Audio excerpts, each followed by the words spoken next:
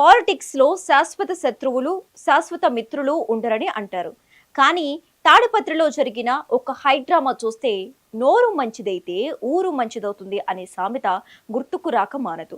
గతేడాది new year వేడుకల సాక్షిగా మొదలైన జేసీ ప్రభాకర్ రెడ్డి వర్సెస్ మాధవీలత ఎపిసోడ్ ఇప్పుడు సరికొత్త టర్న్ తీసుకుంది.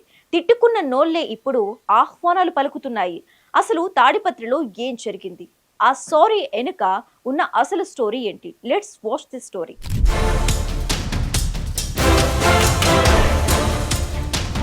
గతేడాది డిసెంబర్ 31 రాత్రి తాడిపత్రిలోని జేసీ పార్క్ లో హట్టాహసంగా న్యూ ఇయర్ సంవత్సర వేడుకలు ప్లాన్ చేశారు జేసీ ప్రభాకర్ రెడ్డి. అయితే ఈ వేడుకలపై బీజేపీ నేత మాధవీలత స్పందిస్తూ అర్ధరాత్రి వేళ ఇలాంటి పార్కులకు వెళ్లడం సేఫ్ కాదు, ఒకవేళ రిటర్న్ జర్నీలో ఏదైనా అనుకోని ఇన్సిడెంట్ జరిగితే బాధ్యత ఎవరు తీసుకుంటారు అంటూ సోషల్ మీడియా వేదికగా ప్రశ్నించారు. ఇది కాస్త జేసీకి ఆగ్రహం తెప్పించింది. మైండ్ యువర్ ఓన్ బిజినెస్ అన్నట్లుగా జేసీ రియాక్షన్ మొదలైంది.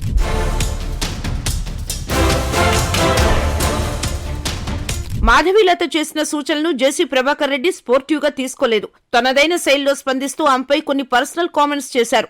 ఆమెకి ఇక్కడ ఏం పని, అసలు ఆమె ఎవరూ మాకు చెప్పడానికి అంటూ ఘాటుగా విమర్శించారు. ఈ క్రమంలో ఆయన వాడిన కొన్ని పదాలు వివాదాస్పదమయ్యాయి. దీంతో ఒక్కసారిగా స్టేట్ పాలిటిక్స్ వేడెక్కాయి. జేసీ విసిరిన మాటల బాణాలు మాధవీలతను తీవ్రంగా గాయపరిచాయి.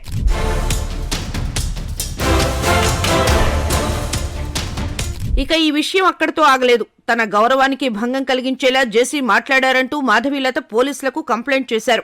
జేసీ అనుచరుల నుంచి తనకు డెత్ థ్రెట్స్ వస్తున్నాయని, తన ప్రాణాలకు ముప్పు ఉందని ఆమె ఆరోపించారు. ఆడపిల్ల ఆత్మగౌరవం అనే అంశాన్ని తెరపైకి తెచ్చి జేసీపై చట్టపరమైన చర్యలు తీసుకోవాలని డిమాండ్ చేశారు. దీంతో తాడిపత్రి పాలిటిక్స్ కాస్త పోలీస్ స్టేషన్ మెట్లెక్కాయి.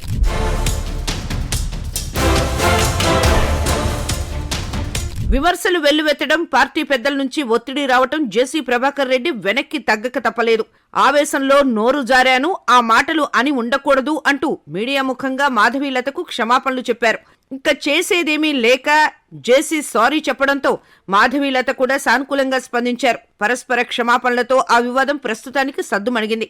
దీనిని టీ కప్పులో తుఫానుగా విశ్లేషకులు అభివర్ణించారు.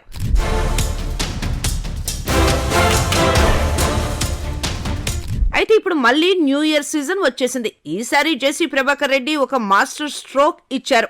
గతంలో ఏ వేడుకల మీదైతే వివాదం జరిగిందో అదే వేడుకలకు ఈసారి మాధవీలతని చీఫ్ గెస్ట్ గా ఆహ్వానిస్తున్నట్లు ప్రకటించి అందరినీ ఆశ్చర్యపరిచారు. మా మధ్య ఇప్పుడు ఎలాంటి గొడవలు లేవు, మేము కాంప్రమైజ్ అయ్యాము అని జేసీ చెబుతున్నారు. అయితే పులిని చూసి నక్క వాత పెట్టుకున్నట్లు ఈ ఆహ్వానం వెనుక రాజకీయ వ్యూహం ఉందా లేక నిజంగానే స్నేహహస్తమా అన్నది సస్పెన్స్.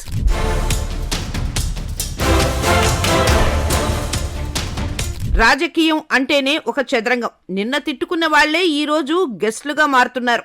జేసీ ఆహ్వానాన్ని మన్నించి మాధవీలత తాడిపత్రిలో అడుగు పెడతారా లేక ఈ వేడుకలకు దూరంగా ఉంటారా అనేది వేచి చూడాలి. ఏది ఏమైనా తాడిపత్రి న్యూ ఇయర్ వేడుకలు ఇప్పుడు ఆంధ్రప్రదేశ్ రాజకీయాల్లో హాట్ టాపిక్ గా మారాయి.